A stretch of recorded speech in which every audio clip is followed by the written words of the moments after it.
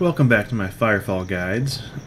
This guide is going to be on the Tigerclaw. The Tigerclaw is a Tier 2 Assault Battleframe. Right now there are two different Tier 2 Assault Battleframes. The Firecat I covered previously.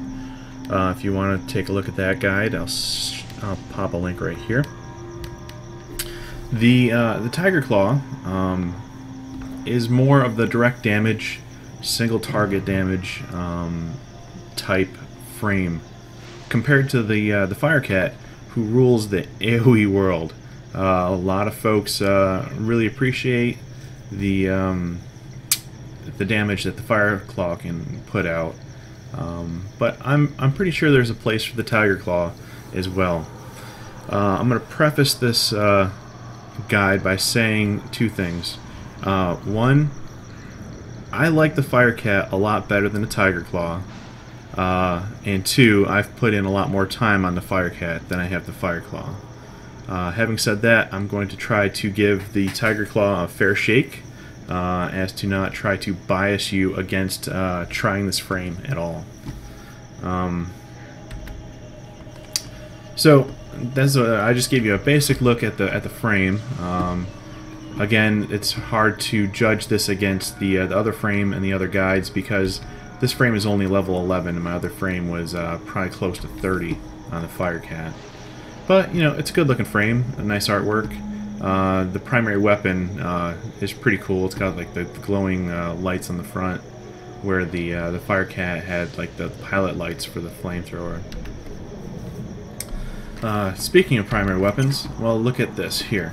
The unique primary weapon for the Tigerclaw is the fusion cannon. The base, the Tier 1 cannon, is a plasma cannon. So this is the fusion cannon. Not to get them mixed up. The fusion cannon basically shoots a faster, harder hitting projectile. It doesn't arc barely at all. And it has no spread. It'll go where you shoot it. Compare this to the Firecat, who's got a slower moving projectile, which arcs quite a bit. The splash radius on this projectile is tiny. This one's rated at 1.25 meters. That's barely splash damage. Compare that to the Firecat, which gives you quite a bit more leeway as far as landing your shots. Basically, with a Firecat, you've got to land it near the target, and it will do damage. So just take a quick look at what it looks like. It leaves a neat little like a contrail behind the shot.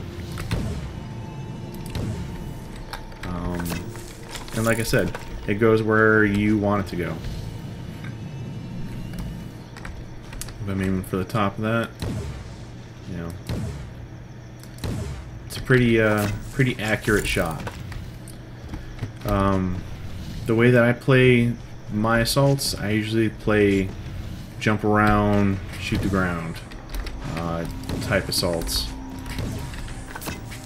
With this frame, you have to be a lot more careful with your shots, just because there's very little splash radius for your shots.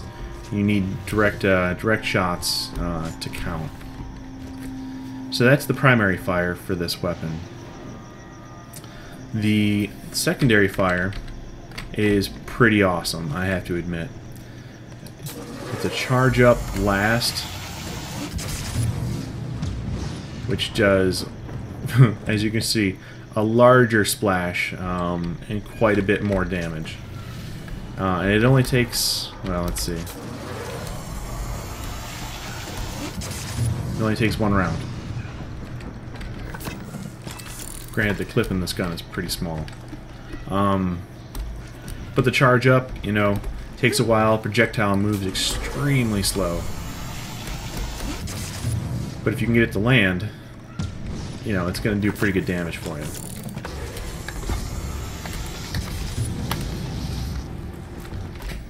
So that's an option. if you're having trouble clearing out multiple enemies, just use your secondary fire for your cannon. Looking at the unique abilities. The first unique ability is Missile Shot. Fires a fast explosive round that deals high AoE damage.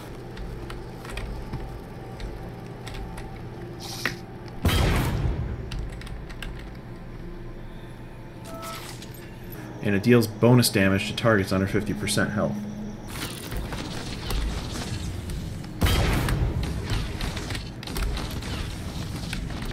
Now, one of my previous guides, the one where I was talking about modules and upgrading abilities, mentioned potency modules, and it's hard to tell when it's going to work for your ability and when it won't. Right here you can see that there is third line down, bonus damage potency. So basically, if the target's under 50%, this is going to do 16.5 more percent damage to that target than it would have if it was above 50% when it landed. So here, this will help. It increases the potency 10%. So initially, this would have done 6.5%, I believe, without that module. So it increases the bonus damage to that ability. So not the best ability to lead off with. It's a good finisher. If you've got a couple shots in on a pack of enemies, you can drop that on there and finish them off.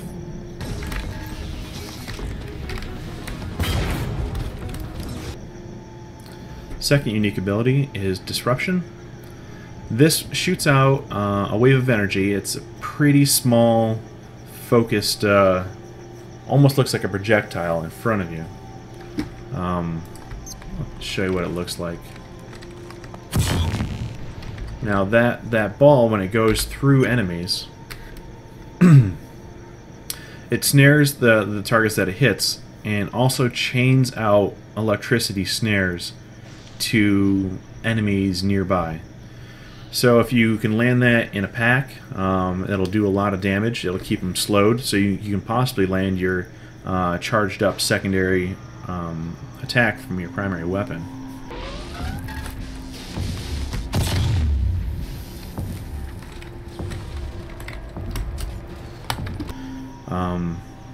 And it does a decent amount of damage. Here as well, you can, if you had a rare or above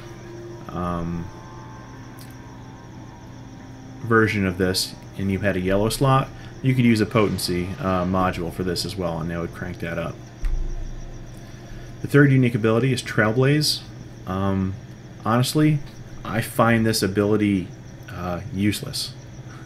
You can deploy at start 3 of these pads. You can increase that with the red module to give you increased deployables. For instance, this would give you another deployable, but it's really freaking useless for pretty much anything that I've seen.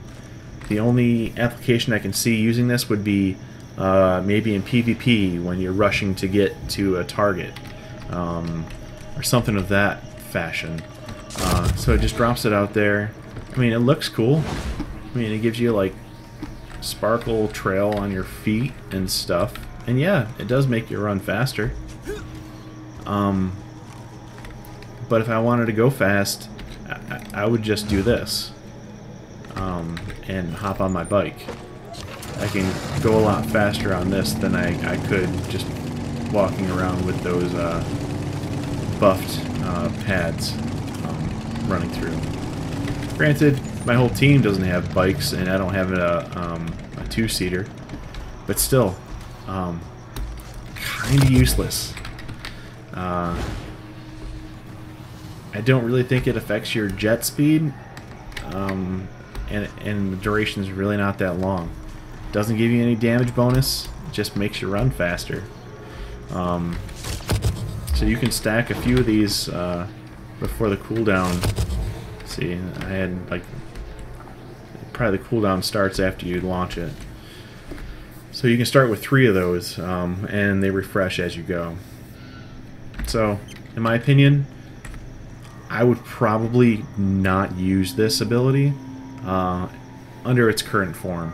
If they buff it, if they change it, maybe then you think about it. But if you want to move fast, take Afterburner. Afterburner's a tier 1 ability. And if you want to go somewhere, if you want to go fast, click that sucker. I mean, that definitely gives you a momentum boost. And look how much further I went. Granted, it doesn't have the team utility, but I really enjoy extra abilities that give you an extra jet boost.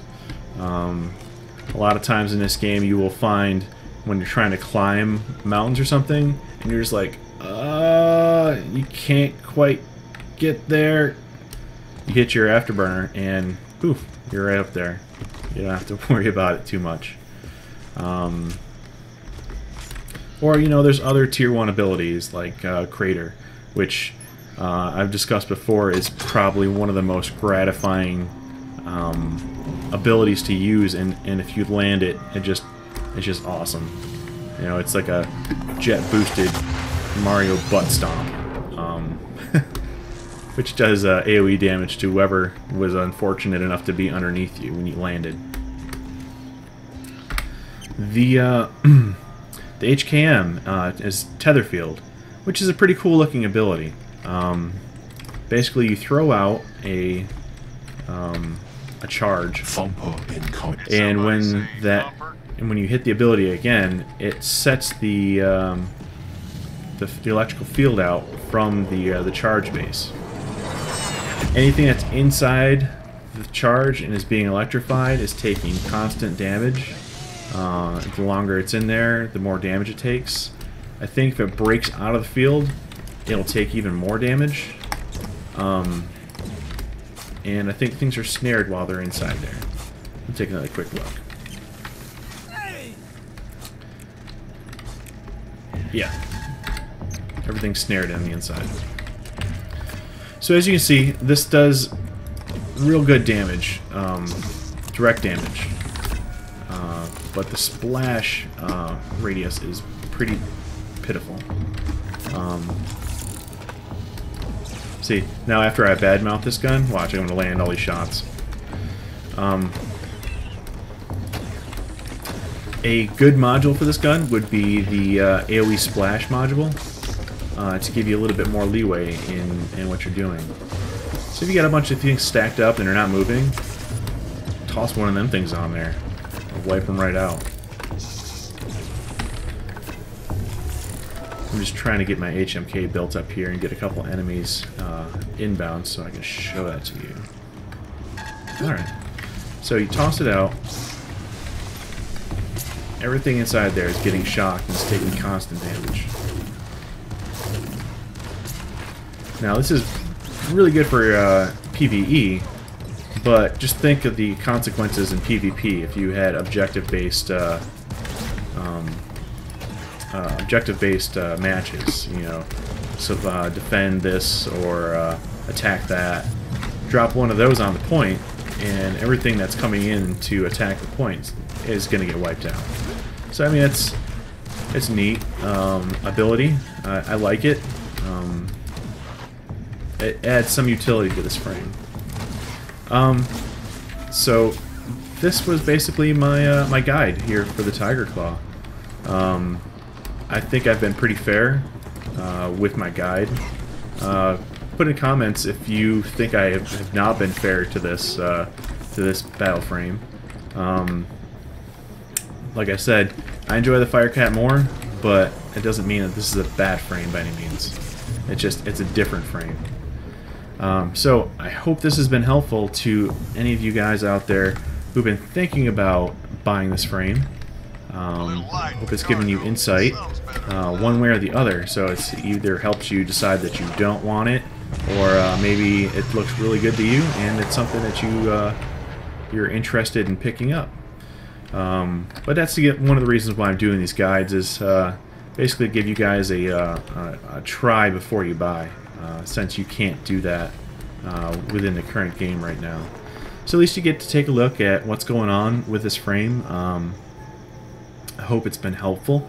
If you want to check out my other guides, hit this link right here. If you want to ask me any questions, please leave a comment. If you like to see a guide on a frame that I haven't listed yet, please leave that in the comments. I'm interested to see what you guys want me to cover. So please give it a thumbs up, subscribe, and I will see you next time.